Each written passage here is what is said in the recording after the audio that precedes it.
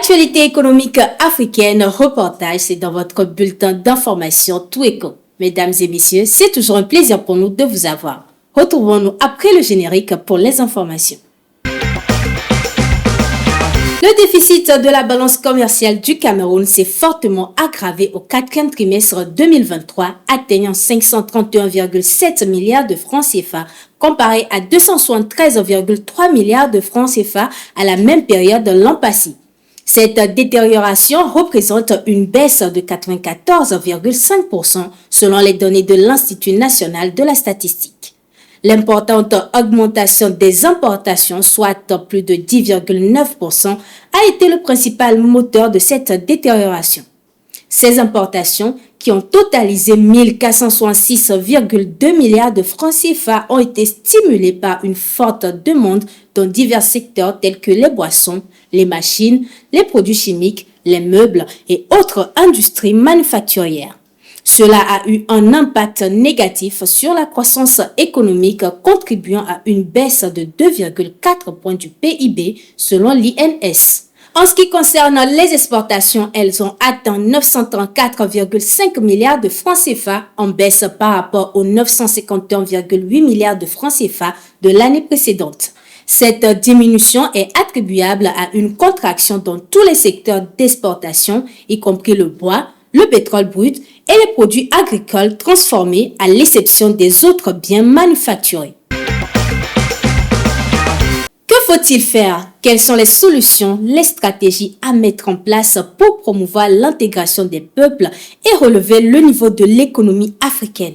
C'est autour de ces questions que les entrepreneurs et cadres chrétiens de l'Union internationale des associations patronales chrétiennes UNIAPAC Afrique ont tenu la deuxième édition de leur forum économique à Lomé au Togo ces 10 et 11 mai 2024. Ces entrepreneurs et cadres chrétiens venus de différents pays africains ont également proposé des solutions pour favoriser la création d'emplois durables pour les jeunes sur le continent. Suivons. Eux, ce sont les entrepreneurs et cadres chrétiens de l'Union internationale des associations patronales chrétiennes UNIAPAC Afrique.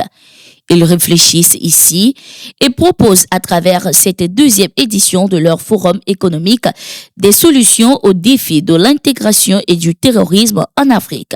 Pendant 2 jours, ces acteurs s'attaquent aux causes profondes de l'insécurité en Afrique qui tire sa source du défi économique dans la pauvreté. Le terrorisme en Afrique n'est pas idéologique. Le terrorisme en Afrique se nourrit de la pauvreté, sinon de la misère de nos populations. Quand on observe, on voit que chacun évolue dans son couloir sans pour autant faire converger nos forces. D'où la nécessité pour nous de mutualiser nos forces en allant vers cette intégration économique qui, à mon sens, est la seule voie de salut pour le continent africain. Sans développement économique, le terrorisme va toujours prospérer. L'UNIAPAC Afrique s'engage à cet effet à mobiliser l'épargne chrétienne à travers un projet de microfinance pour venir en aide aux couches vulnérables sur le continent. Les éminentes personnalités qui sont là pourront étudier, regarder quelles sont les stratégies de mobilisation de l'épargne chrétienne pour permettre de mettre en place une microfinance africaine avec l'aide de l'UNIAPAC et pouvoir aider les couches sociales défavorisées, aider le gouvernement qui est en train de faire beaucoup de choses dans la mobilisation de l'épargne. Donc, l'exhortation serait d'amener ces dirigeants à épargner, en tant que chrétiens, à épargner, à aider cette microfinance qui va bientôt être mise en place pour que ces dirigeants chrétiens, à travers l'Afrique, puissent se mettre ensemble pour créer une microfinance et aider les couches défavorisées. Pour les participants, il s'agit notamment d'aider les jeunes en mettant en place des stratégies pour la création d'emplois durables. L'Afrique, c'est la jeunesse. Et ça, c'est obligatoire. Notre préoccupation première, c'est de trouver de l'emploi pour les jeunes. C'est vrai que vous avez vu, il y a beaucoup de jeunes qui sont au cadre, tout ça là, mais il y a un problème d'emploi. Et nous, avec notre expérience, nous essayons de voir qu'est-ce qu'on peut apporter aux jeunes. Les jeunes, ils ont en tête ce qu'ils veulent. Hein? Et nous, on ne peut que les aider, les accompagner et aller de l'avant. Au Togo, je pense que c'est la chance qu'on a pour les jeunes de nous côtoyer, hein, et de voir. Aujourd'hui, un jeune peut être du Togo Et demain, il peut venir faire un emploi au Sénégal ou en Côte d'Ivoire grâce à l'UNIAPAC. L'UNIAPAC a pour objectif d'aider ses membres à conjuguer foi chrétienne, dynamisme d'entreprise et exigence économique et à faire de l'esprit chrétien un des éléments clés de l'action pratique de dirigeants et cadres d'entreprise. Elle compte 31 associations membres présentes dans 25 pays ainsi repartis en Afrique, en Amérique du Nord, en Amérique du Sud, en Asie et en Europe. La Côte d'Ivoire, classée au 3e rang mondial pour la transformation des noix de cajou, a suspendu temporairement l'exportation de la noix brute suivant une note d'information du ministère de l'Agriculture datant du 7 mai adressée aux acteurs du domaine. Cette décision vise à privilégier l'approvisionnement des unités locales de transformation. Elle s'inscrit dans le cadre de la politique nationale de développement de l'agro-industrie. Cette initiative intervient suite aux difficultés rencontrées par les transformateurs locaux pour obtenir suffisamment de matières premières en raison de la concurrence des acteurs asiatiques. En effet, plusieurs opérateurs locaux ont fermé leurs usines en raison de ces problèmes d'approvisionnement. Bien que cette mesure puisse être bien accueillie par les transformateurs locaux, elle soulève des préoccupations chez les exportateurs. L'Association des exportateurs de cajou de Côte d'Ivoire a tenu de ce fait une assemblée générale le 10 mai 2024 pour discuter de l'impact potentiel de cette décision sur leur opération. Notons que près de 80% de la production ivoirienne de noix de cajou est exportée sous forme brute. En 2024, le pays vise à transformer 320 000 tonnes de noix de cajou sur une production totale estimée à 1,25 million de tonnes. Des données récentes de la direction des statistiques du ministère ivoirien de l'économie ont révélé une production d'or de 50,45 tonnes en 2023, soit une progression de 5,4% par rapport à l'année précédente. Depuis le début des années 2010, le pays a connu un développement remarquable dans l'exploitation de ses ressources minières grâce à une politique volontariste des autorités. L'or se révèle être une ressource abondante dans le sous-sol ivoirien. En 10 ans, la production aurifère a plus que doublé, passant de 20 tonnes en 2014 à 50,45 tonnes en 2023.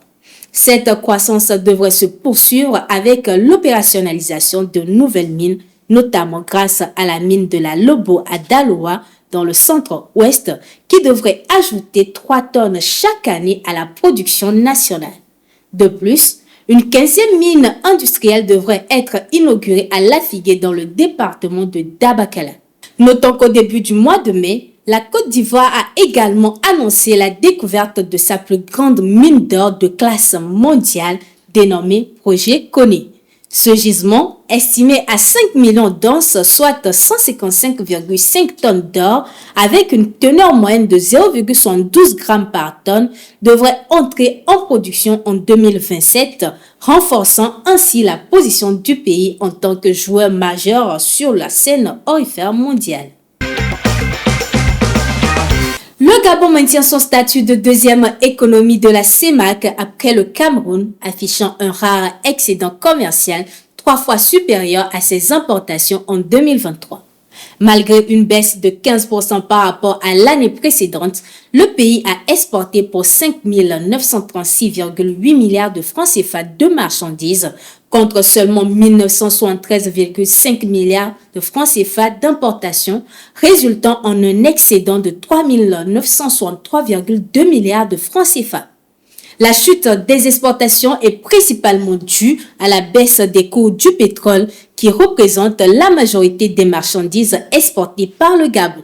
En 2023, les exportations de pétrole ont augmenté de 7,7%, mais les revenus ont diminué de 4,7% en raison de la baisse des prix. Les autres exportations comprennent le manganèse, le bois, l'huile de palme et l'or brut. Notons que la Chine est le principal client du Gabon, suivi de la Malaisie, des Pays-Bas, de l'Italie et de l'Indonésie. Les importations du Gabon, quant à elles, sont dominées par les biens d'équipement, les biens intermédiaires et les produits alimentaires. La France reste le principal fournisseur du pays, suivi de la Belgique, de la Chine, des Pays-Bas et du Togo.